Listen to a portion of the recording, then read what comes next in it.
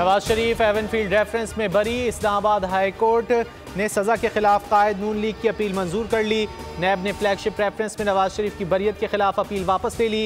Avenfield case में नवाज शरीफ को 10 साल की सजा सुनाई गई थी। नवाज शरीफ कहते हैं मामला अल्लाह पर छोड़ा था, अल्लाह ताला ने सुरखरू कर दिया।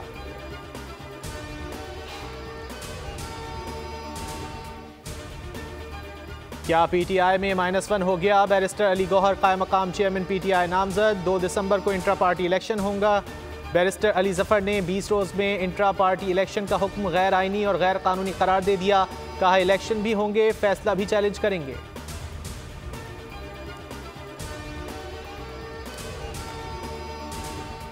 जज धमकी केस, चेयरमैन पीटीआई की दरख्वास्त बरियत खारिज। District and session court Islamabad ने महफूज फैसला सुना दिया।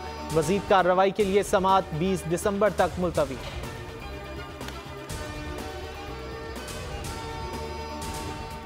नून लीग ने हमेशा इदारों को सियासत में धकेला। मीनार पाकिस्तान फरमाइशी प्रोग्राम जलसा था। लाडलों की सिलेक्शन से मुल्क की तबाही हुई।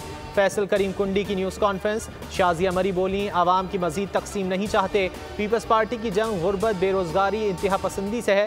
मुल्क से नफरत की सियासत का खात्मा चाहते हैं।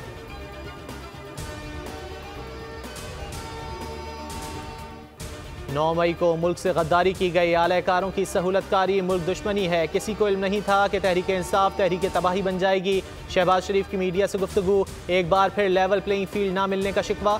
कहा नवाज शरीफ की हुकूमत को ख़त्म करके तरक्की का सफ़र रोका गया। वक्त का तकाजा है, इलेक्शन हर सूरत होने चाहिए।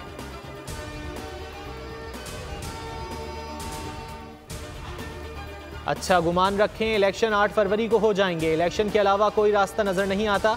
इम्कान है नून लीग और पीपल्स पार्टी मखलूत हुकूमत बनाएं। स्पीकर कौमी असम्बली राजा परवेज अशरफ का बरतानवी मीडिया को इंटरव्यू। कहा किसी जमात के इलेक्शन लड़ने पर कदगन नहीं होनी चाहिए।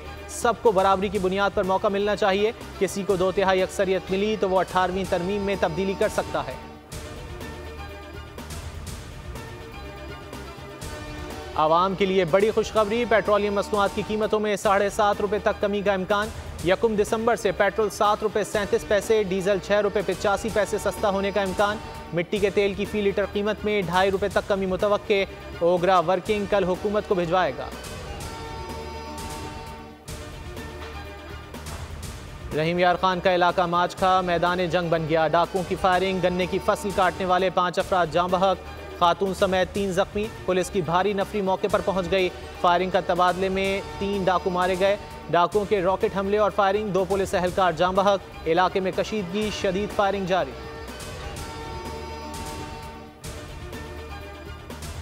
लाहौर में कॉलेज बस पर फायरिंग से जख्मी तालिबा आयशा बदस्तूर वेंटिलेटर पर। डॉक्टर्स ने अगले 72 घंटे अहम करार दे दिए।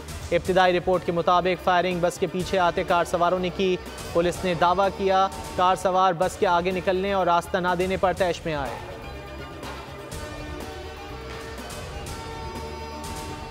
लाहौर में कम उम्र ड्राइवर के हाथों 6 अफराद की हलाकत की तहकीकात। मुलजिम अफनान का आज पॉलीग्राफिक और फोटोग्रामेट्री टेस्ट होगा। पुलिस फॉरेंसिक लैब रवाना।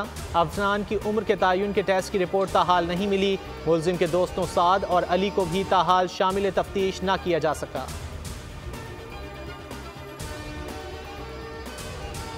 लाहौर में बाबू साबू इंटरचेंज स्टाफ और पुलिस एहलकार गुत्थम गुत्था। टोकन फीस मांगने पर झगड़ा तसादुम में बदल गया। एहलकारों ने पहले बैरियर तोड़ा, फिर गाड़ी से उतरकर स्टाफ को तशद्दुद का निशाना बनाया। टोल प्लाजा अमला भी एहलकारों पर टूट पड़ा।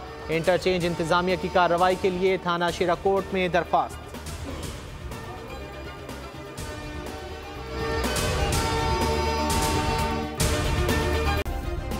सब्सक्राइब करें और बेल दबाएं ताकि कोई खबर रह न जाए।